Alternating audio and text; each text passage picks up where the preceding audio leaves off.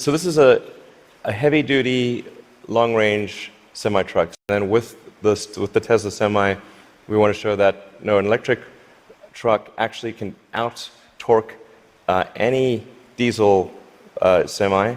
And if you had a tug-of-war competition, like the Tesla Semi will tug the diesel semi uphill. Okay.